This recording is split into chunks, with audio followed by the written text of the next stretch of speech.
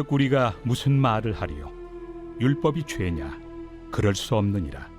율법으로 말미암지 않고는 내가 죄를 알지 못하였으니 곧 율법이 탐내지 말라 하지 아니하였더라면 내가 탐심을 알지 못하였으리라. 그러나 죄가 기회를 타서 계명으로 말미암아 내 속에서 온갖 탐심을 이루었나니 이는 율법이 없으면 죄가 죽은 것입니다. 전에 율법을 깨닫지 못했을 때에는 내가 살았더니 계명이 이름에 죄는 살아나고 나는 죽었도다. 생명에 이르게 할 그 계명이 내게 대하여 도리어 사망에 이르게 하는 것이 되었도다. 죄가 기회를 타서 계명으로 말미암아 나를 속이고 그것으로 나를 죽였는지라. 이로 보건대 율법은 거룩하고 계명도 거룩하고 의로우며 선하도다. 그런즉 선한 것이 내게 사망이 되었느냐? 그럴 수 없느니라. 오직 죄가 죄로 드러나기 위하여 선한 그것으로 말미암아 나를 죽게 만들었으니 이는 계명으로 말미암아 죄로 심히 죄되게 하려 함이라. 우리가 율법은 신령한 줄 알거니와 나는 육신에 속하여 죄 아래 팔렸도다. 내가 행하는 것을 내가 알지 못하노니 곧 내가 원하는 것은 행하지 아니하고 도리어 미워하는 것을 행함이라. 만일 내가 원하지 아니하는 그것을 행하면 내가 이로써 율법이 선한 것을 시인하노니 이제는 그것을 행하는 자가 내가 아니요 내 속에 거하는 죄니라. 내 속 곧 내 육신에 선한 것이 거하지 아니하는 줄을 아노니 원함은 내게 있으나 선을 행하는 것은 없노라. 내가 원하는 바 선은 행하지 아니하고 도리어 원하지 아니하는 바 악을 행하는도다. 만일 내가 원하지 아니하는 그것을 하면 이를 행하는 자는 내가 아니요 내 속에 거하는 죄니라. 그러므로 내가 한 법을 깨달았노니 곧 선을 행하기 원하는 나에게 악이 함께 있는 것이로다. 내 속 사람으로는 하나님의 법을 즐거워하되 내 지체 속에서 한 다른 법이 내 마음의 법과 싸워 내 지체 속에는 죄의 법으로 나를 사로잡는 것을 보는도다. 오호라, 나는 곤고한 사람이로다. 이 사망의 몸에서 누가 나를 건져내랴? 우리 주 예수 그리스도로 말미암아 하나님께 감사하리로다. 세상의 모든 일에는, 그리고 오늘도 우리가 수많은 사람들과의 관계 속에 있겠지만 항상 오해가 존재합니다. 우리가 살면서 오해를 많이 하죠. 오해를 받기도 하고 나도 누군가에 대해서 어떤 일에 오해를 자주 합니다. 이것은 신앙에서도 마찬가지입니다. 많은 성도님들이 일반적으로 가지고 있는 신앙에 대한 오해들이 있는데요. 그 중에 하나가 율법에 대한 이해입니다. 우리는 율법에 대해서 편견과 오해를 가지고 있습니다. 쉽게 이야기하면 이런 거죠. 율법은 행위하는 신앙이고 은혜는 믿음으로 가지는 신앙이다 라고 해서 율법과 은혜를 이분법으로 구분을 합니다. 그래서 누군가가 율법적인 신앙이다 그러면 그 사람 신앙은 나쁜 거야, 성경적이지 않아 라고 우리는 그런 이미지를 그려요. 또 반면에 우리가 예수를 믿는다는 것은 우리가 신약시대를 살면서 이제 은혜 가운데 거해야 되지, 은혜로 우리가 사는 거야 라고, 은혜는 무조건 좋은 것이고 구약에 있는 이 율법은 선하지 않은 것으로, 이런 잣대를 우리가 가지고 있습니다. 율법을 오해하고 있는 거죠. 어떻습니까, 여러분? 그러나 성경은 그렇게 말씀하고 있지 않습니다. 오늘 우리가 읽은 이 본문만 봐도 오늘 성경은 율법이 우리에게 주는 유익이 상당하다는 것을 가르치고 있습니다. 그래서 오늘 말씀의 제목은 이렇습니다. 율법이 주는 유익입니다. 한번 따라 합시다. 율법이 주는 유익. 네, 여러분, 율법이 우리에게 주시는 유익이 큽니다. 이 사실을 기본적으로 우리가 이해를 해야 됩니다. 바울은 하나님이 우리의 생명을 위해서 주신 것이 있는데 그것이 율법이라는 거예요. 여러분, 율법이 뭐지요? 율법은 계명입니다. 하나님께서 우리에게 이것은 지켜라, 이것은 하면 안 된다라고 하나하나 우리를 위하여 주신 계명이 율법인 것입니다. 그래서 하나님은 거룩하시고 거룩하신 하나님이 우리에게 영원토록 변치 않는 그 주신 말씀 하나하나의 계명, 즉 율법은 당연히 거룩합니다. 선합니다. 해서 오늘 본문은 우리에게 기본적으로 분명히 말씀하고 있습니다. 율법은 잘못된 것이 아니라 지금도 살아있어서 율법 자체가 선함으로 우리에게 주시는 유익이 있다는 거죠. 그래서 오늘 본문에서는 그 유익함을 두 가지로 설명을 하고 있는데요. 첫 번째 유익함은 이것입니다. 죄를 드러나게 합니다. 죄가 무엇인지 알게 하고 그 죄를 드러나게 하는 거예요. 그러므로 우리가 회개하고 사는 것입니다. 이 율법이 우리에게 참으로 유익합니다. 하나님이 우리에게 율법을 왜 주셨는가? 율법을 주신 목적은 방금 말씀을 드린 대로 죄가 무엇인지 우리에게 가르쳐 주시는 거예요. 이것은 죄니까 너는 이 죄를 가까이 하지 마. 이 죄를 짓지 마. 이 죄를 지으면 너 다쳐 라고 말씀하시는 거예요. 그것이 뭐라고요? 율법이라는 겁니다. 그래서 그 예로 오늘 본문에서 바울은 탐심을 설명을 합니다. 그러니까 하나님께서 우리에게 많은 계명들을 주셨고 그 계명들의 대표가 뭐죠? 십계명입니다. 그래서 십계명과 더불어 더 많은 계명들인 이 율법들 가운데 오늘 본문은 한 가지 예를 들고 있는데 그게 뭡니까? 탐내지 말라는 거예요. 자, 탐심에 대해서 비유로서 설명을 합니다. 그러니까 이렇게 말씀하시는 거예요. 오늘 말씀은 탐내지 말라라는 이 계명이 없다면 우리가 어떻게 탐심이 죄인 줄을 알겠느냐 그 말이에요. 이해가 되시죠? 그러니까 탐내지 말라고 율법이 우리에게 죄를 규명해 주었기 때문에 이것이 탐심이구나. 내가 이런 마음을 가지면 안 되는구나. 내가 이렇게 행동하면 안 되는구나. 그런데도 불구하고 이런 마음을 가지고 내가 탐심에서 나오는 욕심과 행동을 하게 되면 내가 또 이런 책임을 져야 되는구나. 알게 되는 거예요. 이게 바로 율법이 우리에게 주는 첫 번째 유익입니다. 요즘 말로 이야기하면 우리에게 적용하자면 지금 우리가 읽고 우리 손에 들려있는 성경 말씀의 구절구절들이죠. 그래서 성경 말씀은 빛입니다. 내비게이션입니다. 지도입니다. 안내판입니다. 이 성경 말씀의 내용들 하나하나에 그 의미와 교훈들이 있기 때문에 이게 죄구나. 하나님은 죄를 싫어하시고 거부하시니까 우리가 어떻게 이 죄를 이길 수 있는 거구나 알게 되는 겁니다. 그래서 율법은 악한 것이 아닙니다. 은혜와 비교당하는 그 아래에 있는 어떤 것이 아닙니다. 여전히 율법은 거룩하고 선하여 그 자체가 여전히 우리에게 유익함을 주고 있는 겁니다. 이처럼 율법은 죄의 기준을 우리에게 알려주고 그러므로 우리가 그 기준에서 볼 때 내가 지금 이 죄된 생활 속에 죄의 여러 가지 항목들 앞에서 내가 어떤 상태에 있구나 알게 되는 거예요.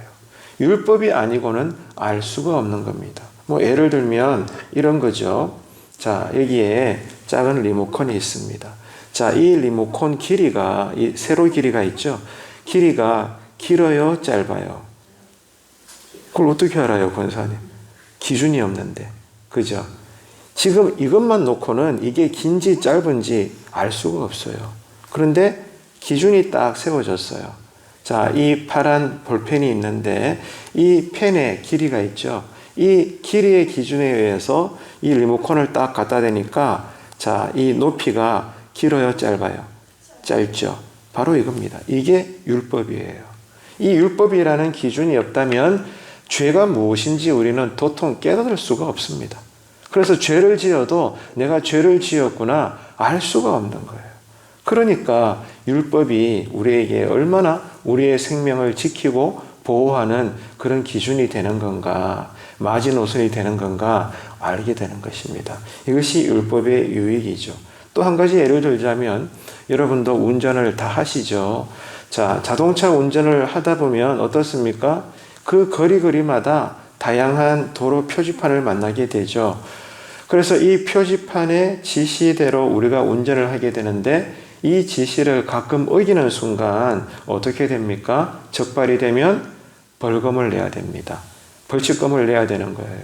그런데 내가 이 벌칙금을 내지 않고 이러쿵 저러쿵 이유를 달고 변명을 해봐야 이것은 나라법에 전혀 적용이 되지 않습니다. 분명히 이것은 이렇게 하십시오. 저렇게 하십시오. 제한 속도는 60km입니다. 여기는 일방통행입니다. 여기서는 좌회전이 안 됩니다. 유턴하면 안 됩니다. 우회전하지 마십시오. 여기서는 정차와 주차가 불가합니다. 다양한 도로 표지판이 있는데 이것을 지켜야 되는데 지키지 않을 경우에는 우리는 벌칙금을 내고 또 벌점을 받게 되는 겁니다. 이것이 여러분 법입니다. 그런데 이게 왜 필요하냐? 이런 안전판이 있어야 우리가 운전을 할 때 나와 너 모든 운전자들이 이 표지판을 지킬 때 어떻게 됩니까? 사고가 생기지 않습니다.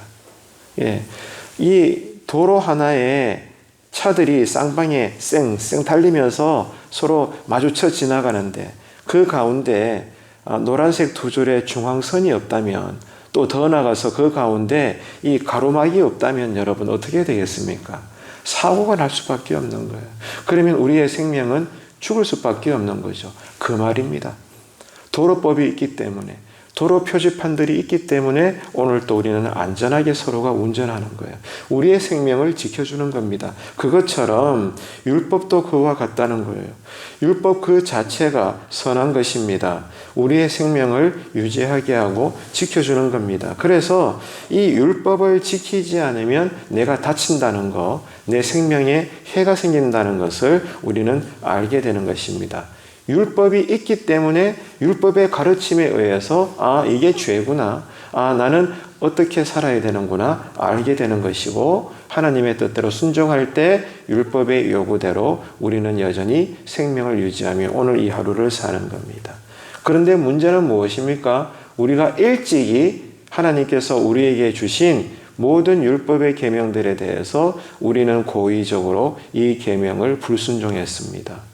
그러므로 죄가 들어오고 우리는 죄인이 되어버린 거죠. 그렇기 때문에 율법의 기능이 뭐예요? 너는 죄인이다. 그러므로 죄가 없으신 거룩하신 하나님 앞에서 너는 죽어야 한다. 라고 율법은 우리에게 고발하는 겁니다. 이해가 되시죠? 자, 율법은 무엇이 죄인지를 우리에게 알려줬음에도 불구하고 우리가 그것을 다 지키지 못하니 율법은 우리를 날마다 고발하는 거예요. 너는 죄지었다. 이런 죄지었다. 저런 죄지었다. 너는 모든 율법을 지키지 못했으니 너의 부족함이 드러났다. 너는 죄인이다. 고로 너는 죽어라. 그 말입니다. 이게 율법의 기능입니다. 더 나아가 이런 율법을 우리가 두려워해서 그러면 내가 죽으면 안 되니까 구원받아야 되니까 내 스스로 어떤 노력을 해서라도 우리에게 주신 613가지를 기본으로 한 모든 율법들을 다 지키려고 애를 써봐도 천하의 어떤 인간도 여러분 정말로 청사를 방불할 만한 그런 선한 의인이 있다고 해도 우리 안의 선함과 노력으로는 도무지 율법을 다 지킬 수가 없습니다. 그래서 율법은 우리의 이 무능함까지도 고발하는 거예요. 그래, 너는 그 정도밖에 안 돼. 너는 죽어야 돼. 이것이 율법의 기능인 것입니다. 자, 그래서 사도 바울은 어떻게 탄식합니까? 오호라, 나는 공고한 사람이로다. 또 다른 경우에는 나는 죄인 중에 괴수다. 이렇게까지 그렇게 성령 충만한 사람도 하나님 손에 붙들린 이방인의 사도조차도 나는 공고한 사람이다. 나는 죄인 중에 괴수다. 여전히 내 마음에 선함과 악함 이 두 법이 싸우고 있다. 어찌하면 좋으랴. 그렇게 여러분 탄식을 한 것입니다. 그래서 우리의 죄를 고발하는 이 율법은 우리에게 구원이 필요하구나. 정말로 나는 어떻게 해야 되는가. 결국 우리의 죄와 무능함을 고발하는 이 율법이 우리로 누구를 바라보게 해요? 예수 그리스도를 바라보게 합니다. 이게 너무나 중요한 율법이 우리에게 주는 유익함입니다. 율법은 죄를 규명하고 이 죄를 짓는 우리를 향하여 너는 죽을 죄인이다라고 당연히 검사 입장에서 우리의 죄를 고발합니다. 하지만 우리는 그것을 인정하지만 우리가 지옥 갈 수는 없잖아요. 살아야 되잖아요. 어떻게? 예수님 살려주세요. 율법의 고발로 인하여 나의 무능함이 드러나니까 어쩔 수 없이 누구라도 이 율법 앞에 서게 되면 예수 그리스도를 바라보게 되는 거예요. 이게 놀라운 율법의 유익함이 되는 것입니다. 여러분, 이 사실을 이 아침에 기억하십시오. 두 번째, 율법이 우리에게 주는 유익함은 우리로 죄를 깨닫게 합니다. 죄를 인식하게 하는 거예요. 율법의 기능은 첫 번째, 죄가 무엇인지 규정을 하고 이 죄를 드러나게 할 뿐만이 아니라 두 번째는 우리 안에 있는 죄를 끄집어냅니다. 이미 내가 알고 있고 짓고 있는 우리 안에 내면에 영혼 깊이 박혀있는 이 죄를 인식하게 합니다. 그렇기 때문에 여러분, 율법이 우리에게 선한 것이고 유익함이 되는 겁니다. 아마 교회 안에 많은 성도들 가운데도 누군가는 나는 다른 사람보다 성경 지식도 있고 성경 말씀대로 순종하려고 애쓰고 교회 생활도 열심히 해 라고 자평하는 사람들이 있을 수 있습니다. 그들은 다른 사람들보다 더 정직하다고 여깁니다. 다른 사람들보다 더 도덕적으로 바른 신앙생활을 한다라고 자평을 합니다. 그럴 수 있습니다. 그런데 그런 사람은 어떤 사람인가요? 율법이 가지고 있는 본질적인 요구를 깨닫지 못하는 거예요. 나름대로 다른 사람들보다 신앙생활은 잘하는 것 같아요. 충분히 칭찬해 드려야 되고 좋은 모습입니다. 그런데 거기에 대해서 나는 이쯤 되면 괜찮지 라고 여기는 그 사람에게 드릴 수 있는 말씀은, 자, 당신은 좋은 모습이긴 하지만 그러나 율법이 가지고 있는 하나님의 모든 말씀들이 가지고 있는 본질적인 당신을 향한 요구에 대해서는 아직 당신은 모릅니다라고 우리는 말해야 되는 것입니다. 하나님이 인정하시는 거룩함은 무엇이겠습니까? 성경에 의하면 내가 거룩하니 너희도 거룩해라. 내가 온전한 만큼 너희도 온전해라. 이게 하나님의 명령이거든요. 자, 하나님은 거룩하시기 때문에 우리도 거룩하기를 원하셔요. 이게 하나님의 뜻입니다. 근데 문제는 하나님이 인정하시는 저와 여러분 한 분 한 분의 이 거룩함이 뭐냐 이거예요. 몇몇 율법의 계명들을 지키는 것만으로는 하나님이 만족하실 만큼 우리가 거룩함에 이를 수가 없습니다. 그럼 뭡니까? 하나님의 요구는 이겁니다. 여기까지 요구하는 거예요. 우리의 이 내면 밑바닥, 우리의 마음의 동기, 우리의 내면을 보시고 우리의 눈에 보이지 않는 우리의 마음과 생각, 저 영혼의 언저리 밑에서부터 있는 거룩함까지 하나님 앞에 다 보이라는 겁니다. 이게 여러분 하나님의 뜻입니다. 그저 눈에 보이는 행위로 주일 범하지 아니하고 정직하게 살고 남의 물건 훔치지 않고 시기 질투하지 않고 이런 정도 말고 내 마음 영혼 깊은 곳에 있는 그 안에서조차 거룩함을 다 나에게 100% 완전하게 보여라. 이게 여전히 우리를 향하신 하나님께서 요구하시는 거룩함의 내용들입니다. 우리가 다른 사람보다 거짓말 조금 덜 할 수 있죠. 남의 물건을 도적질하지 않을 수 있습니다. 그러나 여러분 어떻습니까? 우리 안에 뭐가 있죠? 예수를 잘 믿는다고 말하는 내가 다른 사람들보다는 율법을 좀 더 잘 지키는 것 같은데 물론 그래야 됩니다. 그러나 그렇게 자평하는 그 사람 마음속에 탐심과 욕심과 교만과 음란함이 없습니까? 내가 눈에 보이는 손과 발로 행하는 것들로는 몇 가지 율법은 내가 지킬 수 있어도 내 마음에 있는 나도 어찌할 수 없는 내 마음의 원망과 불평과 교만과 시기와 질투와 탐심과 욕심, 이거 어떻게 할 건데요, 여러분? 이해가 되시죠? 바로 이겁니다. 우리 내면에서 일어나는 악한 생각들로부터 천하의 그 누구도 사도 바울조차도 자유로운 사람은 없다라는 겁니다. 이게 여러분 신앙의 현실입니다. 이러한 내면에 숨어있는 이 죄악들을 인식하도록, 그러므로 내가 애통해하며 예수 이름으로 회개하며 내 마음과 생각과 내 삶에 이르기까지 돌이키게 하는 그 결정적인 기능의 시작이 뭐라는 거예요? 율법이라는 겁니다. 그러니 율법이 얼마나 우리에게 유익합니까? 우리가 율법을 알지 못했을 때 우리는 속사람이 이런 죄악 가운데 젖어 있는 것조차 깨닫지 못하며 살았지 않습니까? 예수님이 산상수훈에서 이렇게 말씀하셨죠. 간음하지 말라는 계명은 단지 법적으로 간음하지 말라는 차원이 아니라 여자를 보고 음흉한 생각을 하는 것만으로도 너는 간음 죄를 범한 거야. 구약의 모세의 율법의 정서에 의하면 실제 눈에 보이는 나의 행동이 누군가 다른 여자를 품게 되면 그게 현장에서 적발되면 그게 간음인 거지만 예수님은 새 계명을 주셨잖아요. 모든 사람들에게, 특별히 남성들에게. 네 마음에서부터 어떤 여자를 보고 야한 생각을 했다. 그건 이미 간음죄야. 회개해야 되는 거야. 라고 예수님은 율법의 문자적인 교훈보다 더 강력한 새 계명을 우리에게 주셨다는 겁니다.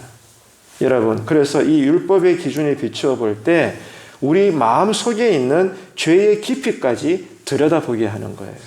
그래서 주의 말씀 하나하나가 여러분 얼마나 우리에게 유익함이 되는지 모릅니다.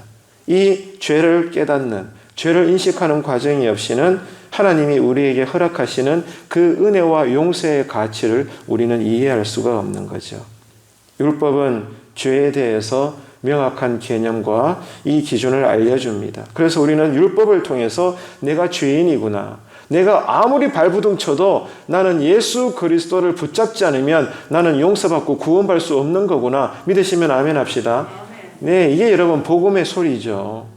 율법은 우리로 죄를 깨닫게 하고 그러므로 회개케 함으로써 누구를 바라보게 해요? 따라합시다. 예수 그리스도.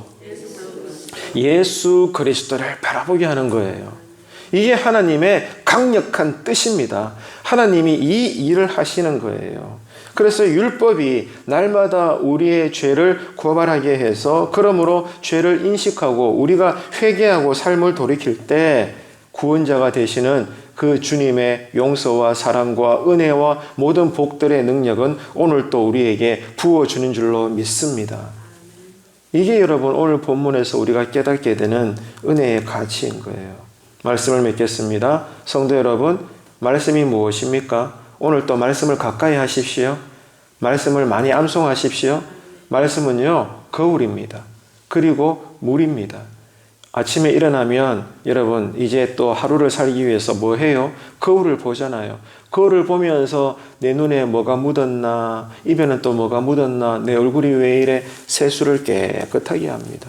누구나 그렇죠. 그게 정상이잖아요. 상식이잖아요. 그게 말씀입니다. 율법입니다. 또 더러운 얼굴, 냄새나는 얼굴을 어떻게 해요? 물로 깨끗하게 씻죠. 그 깨끗하게 하는 물이 율법의 말씀입니다. 그래서 성도는요, 날마다 주님의 이 성경 말씀을 가까이 하고 읽고 배우고 깨달을 때 우리는 믿음을 가지게 되고 하나님의 은혜를 깨닫게 되고 하나님의 뜻대로 순종함으로 성령의 삶을 오늘 또 우리가 살게 되는 겁니다. 30년, 40년, 60년, 70년 누구보다 일찍이 많이 교회 생활했고 나도 이제 어떤 직분자다. 여러분 이것이 여러분들을 거룩하게 하는 것이 아니라 오늘 또 우리에게 거울이 되고 생명의 물이 되는 이 말씀을 가까이 하고 말씀 아래에서 순종하며 살 때 우리는 하나님의 뜻대로 의를 이루며 거룩한 신자의 삶을 살 수가 있다는 것을 여러분 깊이 기억하십시오. 오늘 또 이 아침에 기도할 때 그래서 말씀을 따라합시다. 말씀을 따라 생각하고 분별하고 행동하고 순종합시다. 믿으시면 그게 아멘. 아멘이죠.